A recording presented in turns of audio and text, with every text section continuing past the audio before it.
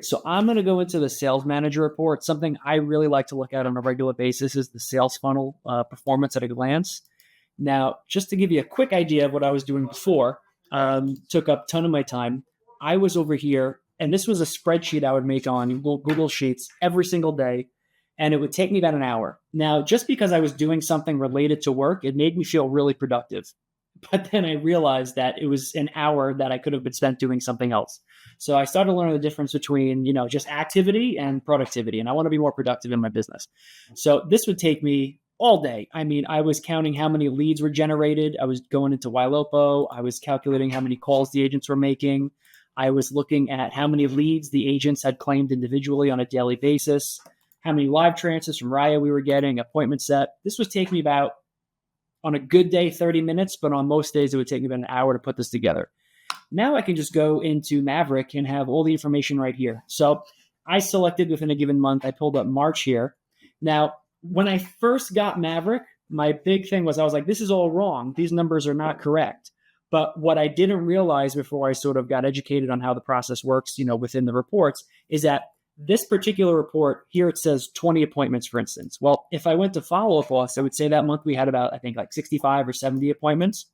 But those 20 appointments in this report are just from leads that were generated within the month of March.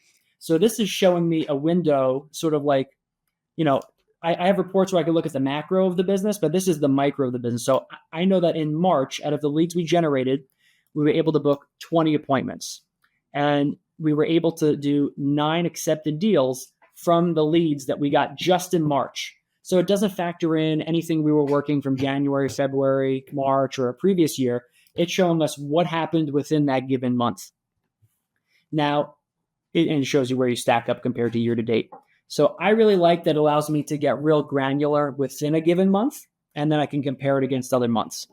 Now, this team overview here is fantastic. So we have the sales funnel. And here, so I was a little confused when I first started about like what these columns meant. And if you, like anytime you look at something new, if everything just looks like a big blur to you, you're not really grasping what you're looking at. Maverick has a great learning center here. If you just click on it, and it basically has about 5 to 10 articles on every aspect of Maverick. And that's been very, very helpful for me whenever I need clarification on something. To now where I know it pretty well. But here you can take a look at how many leads a person received within that month, whether they received it or whether they claimed it. So, but either way, they received, for instance, this person received 37 new leads within the month of March. 2 of them he reassigned. He either gave them to someone else or he threw it back in a pond. This person here took 18 leads in the month of March, and then he reassigned 5 of them. So now he has 13 left from those leads. So not only is it showing me how many leads an agent received in a given month, it's also showing me how many they're retaining. Are they working them? Because that could mean a couple of things. Like, are they getting a lead, not really qualifying them? They realize they have a bad lead and they're just throwing it back in a pond. Well, that could either mean A, they didn't qualify the lead when they first got it, or B, maybe they gave up on a lead too quickly. So if I see someone who's claimed a whole bunch of leads and then throws half of them away, I'm going to want to evaluate how that person is claiming leads or how they're speaking with their leads. Shows me what's still currently assigned. Shows me how many appointments they booked with the leads they received that month.